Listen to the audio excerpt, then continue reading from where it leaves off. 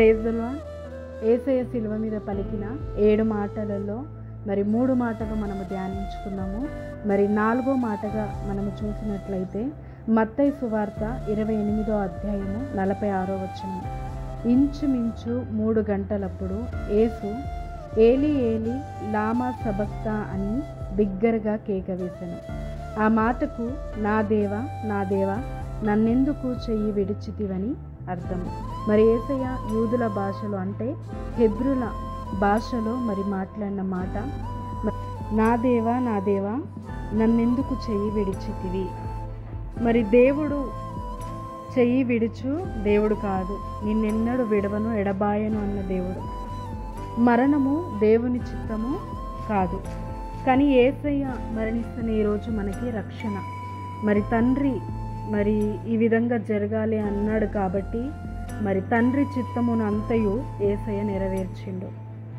మరి ఆ క్షణములో మరి శరీరముతో ఉన్న యేసయ్య ఆ బాధను మరి ఆయన ప్రాణము పోతుందని తెలుసుకున్న యేసయ్య నా దేవా నా దేవా నా చెయ్యి విడిచితివే అని అర్థమయ్యింది అక్కడ. అందుకే ఆ మాట పలికినాడు. మరి దేవుని హస్తము తోడుంది కనుక మళ్ళీ తిరిగి యేసయ్య తిరిగి లేచిండు. చాలాసార్లు మన కష్టములలో మరి మన నష్టాలలో మన శ్రమలలో మన బాధలలో దేవుడు సైలెన్స్ ఉన్నాడా, నా చెయ్యి పట్టుకున్నాడా, నాకు తోడుగా ఉన్నాడా అని అనిపిస్తుంది. దేవుడు ఎప్పుడైనాను జీవము గల దేవుడు, నిన్ను విడవను ఎడబాయను అన్న దేవుడు ఒక్క క్షణమైనను మనని విడవడు. యేసయ్యని మన కోసమే ఆ ఒక్క క్షణాన్ని విడిచిపెట్టిండు, కానీ మరి మన కోసము విడిచిపెట్టిన దేవుడు మనని ఎప్పుడునూ విడవడు. మరి నిశ్చయముగా ప్రతిదానికి సమాధానము కలుగజేస్తాడు.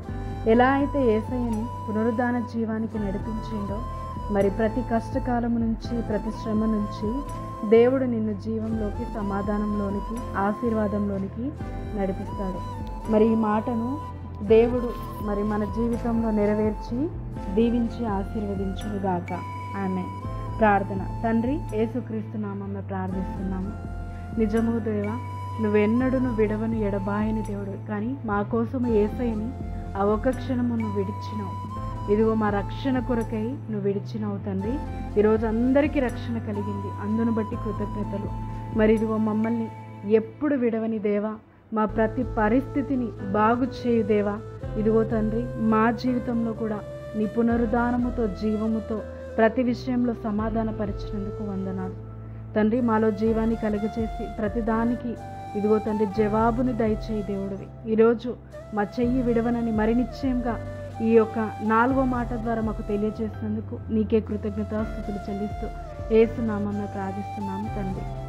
దేవుడు నిన్నెప్పుడు విడవడు, నిన్ను ఎడబాయడు. నీకోసమే యేసయ్యని విడిచిపెట్టిండు కనుక నిన్నెప్పుడు విడవడు. మరి దేవుడు నిత్యము నిన్ను నడిపించును. ఆమేన్.